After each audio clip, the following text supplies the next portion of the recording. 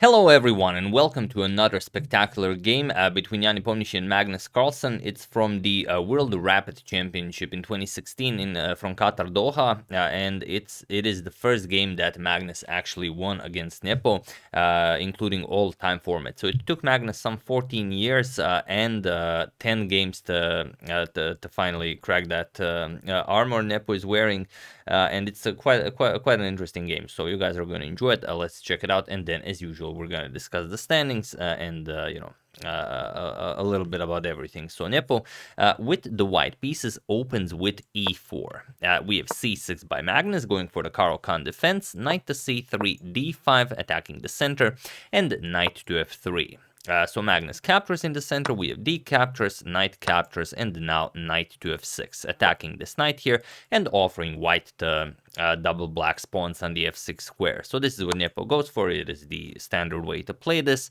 E captures on f6 and now d4. White grabs more space in the center and now bishop to d6. So now black of course wants the castle, and Nepo prepares castling as well with bishop to e2. It's an interesting choice. Bishop to d3 seems like an obvious choice. Why allow black to do anything along this diagonal? But okay, he goes for bishop to e2, and this is something that we will discuss throughout the game. So here Magnus castles, Nepo castles, and now rook to e8, developing the rook, and now c4. So this is all very standard stuff, grabbing more space here. Magnus goes knight to d7. The idea is now you want to play knight to f8 to g6, and then well, from there the knight will be very useful. And there are a couple of games that reach this position. Known moves are some like rook to e1, bishop to e3 is a known move, even c5 challenging the bishop here is a known move, but Nepo just plays bishop to d3.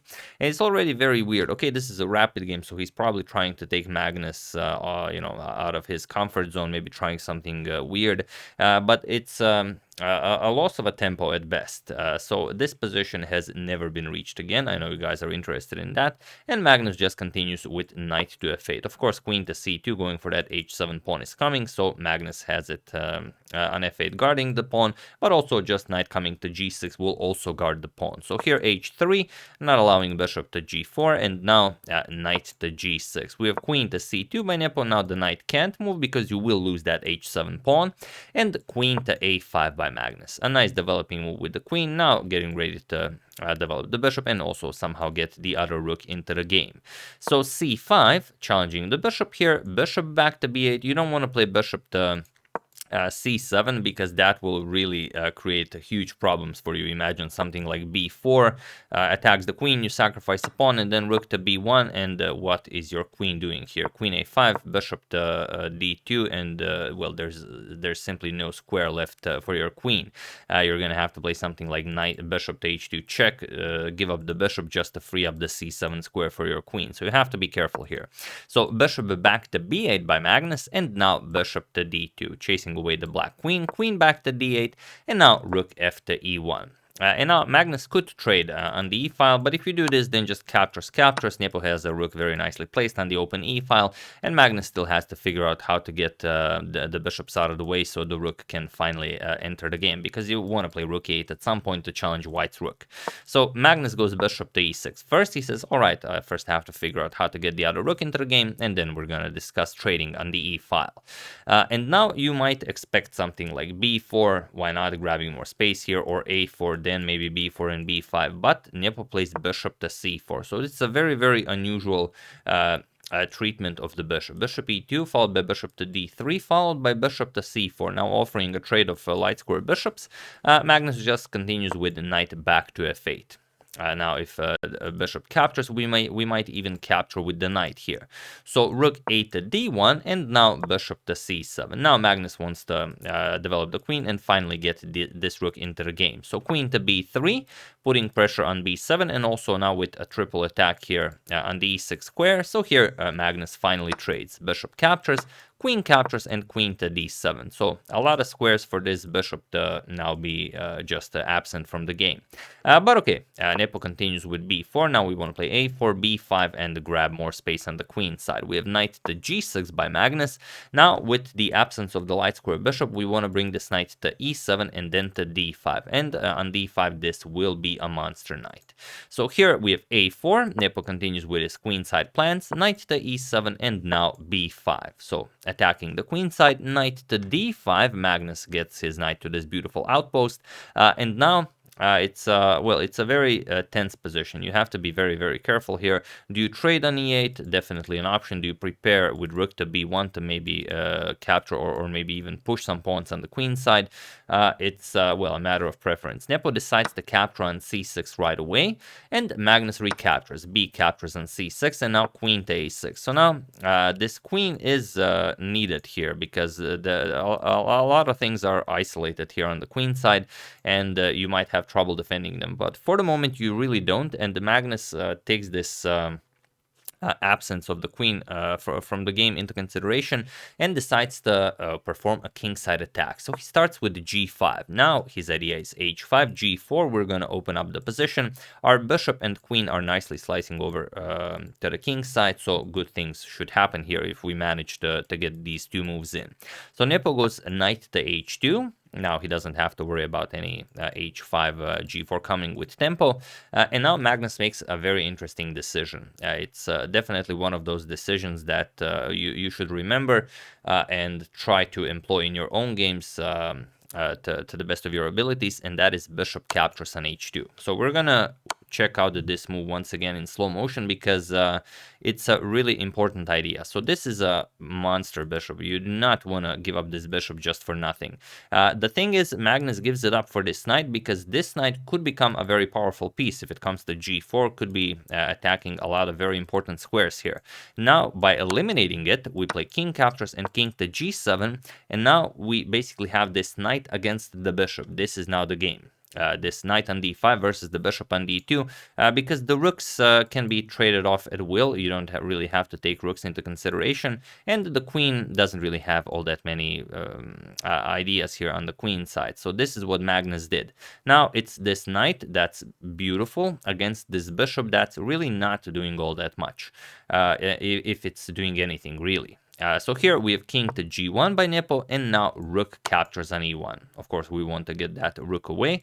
Rook captures, and now rook to b8. Now we're preparing rook to b2, and then we're gonna have a beautiful rook here, a beautiful knight here, and we're still asking white, what is the queen really doing on a6? And Nepo agrees. He says, I have no idea. He plays queen back to d3, and Magnus goes rook to b2. So now you have to figure out how to play this.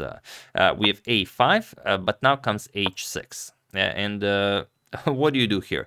Well, this bishop says, finally, there is a job that even I can do. Plays bishop to c1, but now rook to a2. And now your a5 pawn is hanging, so you have to do something about this. Bishop back to d2. This is a very, very sad bishop indeed. And now queen to b7. Now the queen can be lifted over to the second rank and then put even more pressure on white's position. And if you want, you can play a passive move like rook to d1, and then you don't have to worry about such things. But still, for example, a6, we're going to play bishop to e1 and now queen b5, and you never want to capture here. It's just a better position for black. But okay, it could be played. However, Nepo says, I'm not playing any of that passive stuff. I'm going for rook to e8, and now I want to get my queen into the attack somehow. It's not yet clear how, but if Magnus wants to attack, he's also going to have to activate his queen. This is what Magnus does. He plays a queen to b2, now puts pressure on the bishop here, so bishop to e1, guarding the f2 pawn. This is very important. And now knight to f4, attacking Nepo's queen on d3. So now you want to get the queen into the attack somehow, maybe via the f5 square. Also, you could do it via the a6 square. So Nepo decides to do it via the a6 square. And now this is the moment where Magnus really has to figure out what to play. He decides to capture the pawn on d4. But just for fun, as this is a rapid game, I'm going to show you what happens after a move like rook to a1.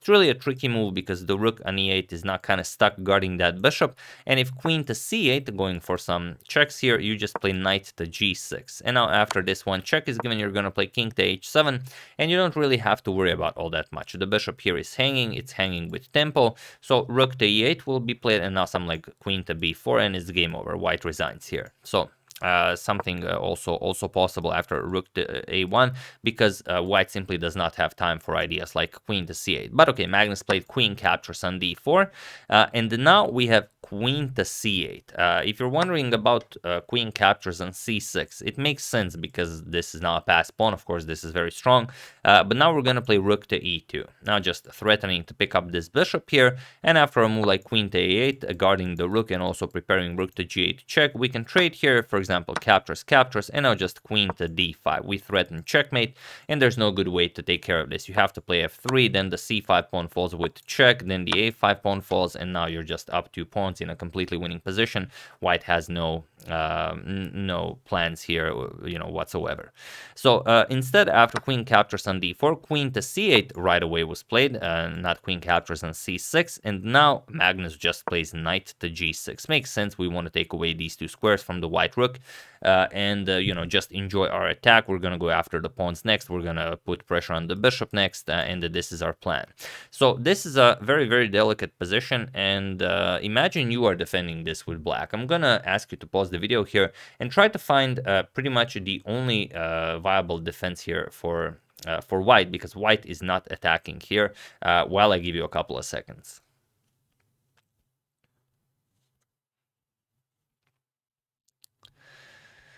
So for those of you who were able to do it, congratulations on spotting this very, very awkward idea. And for those of you who just want to enjoy the show, it's rook to g8 check, king to h7, and now rook captures on g6. That's the point. Because now if the pawn captures, queen e6, and you're not getting out of a perpetual check here. So this is just a dead draw. So black would have to capture with the king here, and then Nepo continues with checks. Queen to g8 check, king to f5, queen to c8 check.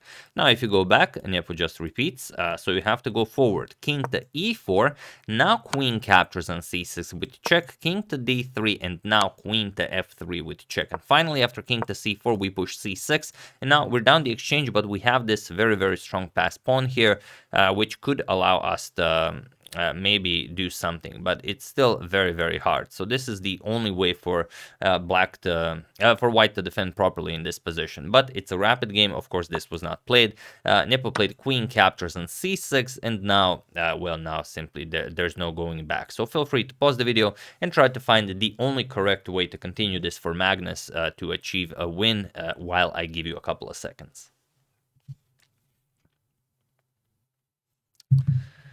So for those of you who were able to do it, congratulations on, considering all of the good ideas that are possible in this position, like queen c4, rook to c2. But to those of you who found the only winning move, congratulations, you have just beaten Nepo for the first time in your life. And that move is, of course, rook to a1. That's the good stuff. Now, what can white play here? Well, obviously, the rook can't really move, and if you continue with something like queen to c8 to try the same idea of just rook g8 followed by captures, it doesn't work. Just queen c3, and that's it. White resigns, because after this check, king h7, you don't have this, because this is hanging with tempo, so there's simply no time for such things. So here we have queen to e4. Nepo offers a queen trade, also adds another defender to d1 square. But now queen captures on c5. Magnus just grabs another pawn. King to h2 unpinning, so now the bishop can move, but now comes h5. We have queen to e3, again offering a queen trade. Now queen to c6, so putting pressure on that g2 pawn. If the knight ever comes to the f4 or h4 squares, it's going to be very, very difficult to defend this. So bishop to c3, trying to put some pressure on Magnus's position, but now rook to a4. Also, the rook is attacked on a1, so rook to a4, and now we have f3, so this does block this diagonal, but it weakens this file, so Magnus just goes back, rook to a2. Now king to h1, just getting away from that second rank, otherwise you're going to have to worry about things like queen captures on f3 in the future if the white queen moves from e3. So rook to c2, attacking the bishop twice, bishop back to e1, and now queen to b5 with the simple idea of queen f1, putting pressure on the bishop, also threatening queen to g2 checkmate. So bishop has to move somewhere, bishop to g3, and now queen to f1 can be met with queen to g1. So this is a bit too soon. Magnus plays h4, and now there's really no good square for the bishop here. If you go up the board, then just queen to b1 check, and now if you block, just rook to c1 wins the queen and the game. And of course, if king h2, just rook to c1, and there's no defense against this checkmate. So after h4, bishop to h2 was played, but this kind of takes away the very important h2 square from Nepo's king. So Magnus played queen to b1 check, bishop to g1, and now there is actually a forced checkmate in 7, and I'm not going to ask you to find it because I know you guys see it right away, and that of course is queen to f1. This is what Magnus played, and it was in this position on move 47 that Jan Nepomniachtchi resigned the game, and Magnus won his first game against Nepo in 14 years and 10 encounters. This is their 10th encounter altogether. Played in 2016, yeah, you resign because there's simply no way to defend against queen captures on g2 checkmate. You know, you could play some silly moves like trying to prolong the game, but we're not gonna discuss those. There's really no elegant way to prolong the game. You just have to play, you know, barbaric moves. So yeah, this is Carlsen's first win against Nepo, first of many, one would say, but you'd be surprised. It's actually Nepo who's leading in classical games. But okay, this is rapid, so you know we're not counting that. But let's see how the other players fared in this competition, because this is the World Rapid Championship. So let's check out that. Nope, not that. This is the one. So the World Rapid Championship in 2016 in Qatar Doha was won by none other than Vasily Ivanchuk, followed by Alexander Grishuk and Magnus Carlsen. So all three of them with 11 out of 15, but Ivanchuk with best additional criteria. I don't know which the criteria exactly it was, but I know he defeated Magnus in their rapid encounter and also in the blitz encounter. So Vasily Ivanchuk crushed Magnus in this event, winning both blitz and rapid games. So you can see Magnus in 3rd place here and Nepo in 6th place here. And here are the standings from the blitz section. So you can see Magnus tied for 1st place with Sergei Karyakin, but Karyakin won the 1st place prize, as I believe he also won their encounter with Daniil Dubov in 3rd place. And then you can see all the way in 12th place, I believe it's Jan Nepomniachtchi below Peter Leko there. So there you have it. Magnus doing fairly well, tying almost, well, basically tying for 1st place in both rapid and blitz. Nepo not as close, but also very, very close. So this is the 2016. We're going to see what happens next in their mutual encounters, and well, then we'll see what happens in November.